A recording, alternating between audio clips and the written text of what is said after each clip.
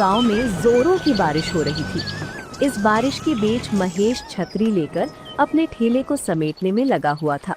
हे भगवान, थोड़ा कम बरसो, गरीब पर तो तरसो। मेरा सारा मसाला चिकन खराब हो जाएगा। एक काम करता हूँ, ये चिकन कुत्तों को डाल देता हूँ। वैसे भी अब ये खाने लायक तो बची नहीं। बेचारे बेजुबान जानवरों का पेट तो भर जाएगा। महेश ने ये कहा और उसके बाद उसके पास जितना भी मसाला चिकन था उसने कुत्तों को खाने के लिए दे दिया। महेश उसके बाद ठेला लेकर अपने घर की तरफ निकल गया। महेश भीगा हुआ घर के अंदर आता है, तभी उसकी पत्नी कुसुम उसके लिए तौलिया लेकर आती है और कहती है, जब इतनी तेज बारिश आ रही थी तो थोड़ी देर कहीं रुक जाते। इतनी बारिश में भीगते हुए आने की क्या जरूरत पड़ गई थी आपको? कैसी बात करती हो तुम? बारिश में सामान खराब होता है, इंसान नहीं। चलो अब जल्दी से कुछ अच्छा सा खाने के लिए लगा दो, बहुत तेज भूख लगी है। कैसी बात कर रहे हैं आप? रोज रात को तो हम आपका बचा हुआ मसाला चिकन खाते हैं ना। अब क्या बताऊं कुसुम, बारिश की वजह से मसाला चिकन में पानी पड़ गया था, तो मैंने वो कुत्तों को डाल दिया। तुम जल्दी से कुछ और बना दो, मैं कपड़े बदल कर आता हूँ। महेश कपड़े बदल कर आ गया और कुसुम और महेश ने साथ में बैठकर खाना खाया। अगले दिन वो ठेला लेकर फिर से अपना मसाला चिकन बेचने के लिए निकल जाता है। काले बादल आज भी जोरों से गरज रहे थे। तभी एक औरत महेश के ठेले पर आती है और कहती है, अरे भैया, आपके मसाला चिकन की खुशबू तो बारिश में भी हमें आपके पास खींच कर ले आती है। कितनी बढ़िया खुशबू आ रही है आपके मसाला चिकन में से। वो तो आएगी ही ना, मैं अपनी दादी का स्पेशल मसाला जो डालता हूँ इसमें। महेश ने ये बोलकर एक डब्बा दिखाया जिसके अंदर कुछ मसाला रखा हुआ था। औरत ने वो देखा और कहा, भैया जरा मुझे भी बता दो, इस मसाले में क्या क्या डाला हुआ है आपने? मैं भी यही सब डालकर घर पर खाना बनाया करूंगी, क्योंकि मेरे पति को तो मेरे हाथों का खाना जैसे जेल का खाना लगता है। बहन जी, ये मेरी दादी की सीक्रेट रेसिपी है। अगर मैं आपको बता दूंगा कि ये कैसा बनता है, तो क्या आप बारिश में भी मेरे हाथ का बना मसाला चिकन खाने के लिए आएंगी? माफ करना बहन जी, लेकिन ये मेरे खानदान का राज है, मैं आपको नहीं बता सकता। महेश ने ये बोला और उस औरत ने भी हंसकर बात को टाल दिया। थोड़ी ही दूरी पर किशन नाम का आदमी भी मसाला चिकन का ठेला लगाया करता था। उसका मसाला चिकन बहुत कम बिका करता था, जिसके कारण वो महेश के ठेले पर भीड़ लगी देखकर उससे जला करता था। अच्छा, तो इस महेश का मसाला चिकन बारिश में भी इतना अच्छा इसलिए बिक रहा है क्योंकि ये अपनी दादी का रहस्यमयी मसाला डालता है। कोई बात नहीं, अगर मैं ये मसाला ही गायब कर दूंगा तब इस गरीब का मसाला चिकन कैसे बनेगा, और अगर बनेगा नहीं तो बिकेगा कैसे? किशन के सर पर जैसे महेश का खानदानी मसाला चुराने का भूत सवार था। वो महेश के पास गया और कहने लगा, अरे भाई, बारिश की वजह से काम तो बिल्कुल धीमा हो गया है, कोई मसाला चिकन खाने के लिए आ ही नहीं रहा। लेकिन तेरे ठेले पर देख कितनी भीड़ लगी हुई है। तेरी दादी मेरी दादी भी तो हुई ना, मुझे भी उस मसाले के बारे में बता दे। सच बताऊं तो ऐसा कोई मसाला नहीं है। मैंने तो बस झूठ बोल रखा है सबसे कि मेरी दादी का सीक्रेट मसाला है मेरे पास, ताकि ग्राहक मेरी तरफ आकर्षित हो जाए। सब समझता हूँ मैं, तू मुझे बताना नहीं चाहता ना कि कौन सा सीक्रेट मसाला है तेरी दादी का। कोई बात नहीं, जब मसाला ही चोरी हो जाएगा तब तो उसे बनाने के लिए तुझे मेहनत करनी पड़ेगी ना, और फिर मैं भी देख लूंगा कि वो मसाला कैसे बनता है। अरे भाई, मेरे घर में मेरी बेटी का जन्मदिन है, जरा 10 प्लेट गर्मा गर्म मसाला चिकन पैक कर दो। माफ करना भाई, मेरे पास तो बस 8 ही प्लेट मसाला चिकन बचा है। अगर आप बोलें तो मैं 2 प्लेट मसाला चिकन किशन के ठेले से पैक करवा दूं? अरे नहीं, बिल्कुल भी नहीं। उस किशन के ठेले के मसाला चिकन में से तो बास आती है, कोई भी नहीं खाता है उसके ठेले का चिकन। तुम्हारे पास 8 प्लेट है तो वही पैक कर दो, बाकी हम एडजस्ट कर लेंगे। ठीक है भाई, अभी पैक कर देता हूँ। किशन के कानों में भी ये बात चली जाती है और उसका मुंह बन जाता है।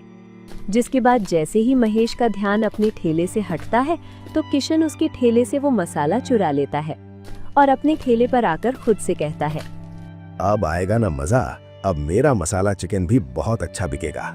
आज रहने देता हूँ, कल जब मैं मसाला चिकन बनाऊंगा तब इस मसाले को उसमें डाल दूंगा, फिर सारे ग्राहक मेरे पास चले आएंगे। उस दिन तो किशन घर चला गया, लेकिन अगले दिन जब उसने मसाला चिकन बनाया तो उसमें वो मसाला डाल दिया। किशन ने इस बार मसाला चिकन बहुत प्यार से बनाया था। उसने चिकन को अच्छे से तेल में फ्राई किया और उसमें अच्छे किस्म के मसाले डाले और अच्छे से उसे पकने दिया। जैसे ही उसने महेश की बीवी का बनाया हुआ खड़ा मसाला डाला तो खुशबू और बढ़ गई। क्या बात है, जरा थोड़ा मसाला चिकन घर के लिए भी रख जाना।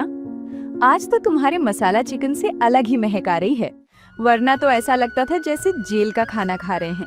अब तुम बिल्कुल भी फिक्र मत करो मेरी मीरा, अब से रोज मेरे मसाला चिकन में ऐसी ही खुशबू आया करेगी। किशन अब अपना मसाला चिकन का ठेला लेकर चला गया और सच में उसका मसाला चिकन बहुत अच्छा बिका। इस बार महेश के पास कम और किशन के पास ज्यादा ग्राहक आए, जिसकी वजह से किशन को ये वहम हो गया था कि ये सब उस रहस्यमयी मसाले की वजह से हो रहा है। क्या बात है किशन, आज तो तुम्हारे मसाला चिकन में से अलग ही खुशबू आ रही है और इसे खाकर तो अलग ही स्वाद आ रहा है। मजा ही आ गया आज तो। इतना बढ़िया मसाला चिकन तो मैंने कभी महेश के ठेले पर भी नहीं खाया है, जितना बढ़िया तुमने आज खिला दिया। अब से तो मैं तुम्हारे ठेले पर ही मसाला चिकन खाने के लिए आया करूंगा। उस महेश की दादी का स्पेशल मसाला है तो लाजवाब, लेकिन ऐसे काम नहीं चल पाएगा। अब मुझे महेश के घर जाकर वो सारा का सारा मसाला ही चुराना पड़ेगा, तब जाकर मेरा काम अच्छे से चल पाएगा। किशन ने ये सोचा और रात होते ही उसने महेश के घर में चुपके से घुसने की कोशिश की। महेश की पत्नी कुसुम उस समय जागकर मसाला कूट रही थी। उसने मसाला कूटकर एक बड़े से डब्बे में भरकर रख दिया। किशन ने खिड़की से ये देखा और कहा, बस अब किसी भी तरह मुझे डब्बा चुरा लेना है। उसके बाद कम से कम 3 महीने का जुगाड़ तो हो ही जाएगा। 3 महीने के बाद देखी जाएगी कि क्या करना है। कुसुम और महेश जहाँ चैन से सो रहे थे तो वहीं किशन उनके घर में घुस गया और डब्बा चुराकर भागने लगा। तभी हल्की बरसात हो रही थी और महेश के घर की छत टपक रही थी और तभी फर्श पर फैले पानी पर किशन का पैर पड़ गया और उसका पैर लड़खड़ाया और वो जमीन पर गिर पड़ा और उसके गिरने की आवाज सुनकर दोनों पति पत्नी की नींद खुल गई। और किशन को जमीन पर गिरा हुआ देखकर महेश हैरानी से बोला, ये सब क्या है किशन? आधी रात को तुम मेरे घर में चोरी करने आए हो और चुराया भी तो क्या ये मसाले का डब्बा? तुम्हारा दिमाग तो ठीक है ना? ये कोई मामूली मसाले का डब्बा नहीं है, ये तुम्हारी दादी के सीक्रेट रेसिपी वाले मसाले का डब्बा है। इसकी वजह से ही तुम्हारा मसाला चिकन इतना अच्छा दिखता और इतना अच्छा बिकता है। बारिश में भी हर कोई केवल तुमसे ही मसाला चिकन खाने के लिए आता है। कैसी बात कर रहे हैं आप भाई साहब, इसमें कोई दादी के सीक्रेट रेसिपी वाला मसाला नहीं है। इसमें तो सिर्फ लौंग, काली मिर्च और कुछ खड़े मसाले हैं जो कि ये मुझसे पिसवाते हैं। हाँ किशन, अगर तुम प्यार से कोई भी चीज बनाओगे तो वो खुद ब खुद अच्छी बनेगी। और मैं पहले समझ गया था, जब पिछली बार मेरे ठेले से वो मसाले का डब्बा गायब हुआ था वो तुमने चुराया है, लेकिन मैंने तुम्हें कुछ नहीं कहा। और उसके अगले दिन जब तुम्हारे ठेले पर ग्राहक आए तो वो मसाले की वजह से नहीं आए थे, क्योंकि यही मसाला तुम्हारी पत्नी भी इस्तेमाल करती है, क्योंकि कुसुम ने पहले ही मीरा को इस मसाले की रेसिपी बता दी थी। लेकिन जब तुमने मसाला चुराने के बाद मसाला चिकन बनाया तो तुमने उसे इतने प्यार से बनाया कि वो अच्छी बन गई थी। इसका मतलब बारिश में तुम्हारा मसाला चिकन इस वजह से ज्यादा बिकता है क्योंकि तुम उसे दिल से और सच्चाई से बनाते हो। और मुझे ऐसा लगा कि सच में दादी का कोई मसाला है जिसकी वजह से तुम्हारे ठेले पर हर समय इतनी भीड़ लगी रहती है। मैंने तुमसे उस दिन भी सच ही बोला था कि ऐसा कोई मसाला नहीं है। हम लोगों को खाना खिलाकर उनका पेट भरते हैं। अगर हम वो खाना प्यार और दिल से बनाएंगे तो वो खुद ब खुद अच्छा बनेगा। बस इतनी सी बात को समझने की देरी है। जिसके बाद किशन को अब अपनी गलती का एहसास होता है और वो महेश और कुसुम से माफी मांगता है। अगले दिन से वो भी दिल से मसाला चिकन बनाया करता। अब बारिश का मौसम तो चला गया था, लेकिन महेश और किशन दोनों का मसाला चिकन बहुत अच्छा बिकने लगा। आप लोगों को ये कहानी कैसी लगी कमेंट करके बताएं और ऐसी कहानियों को सुनने के लिए वीडियो को लाइक करें और चैनल को सब्सक्राइब करें।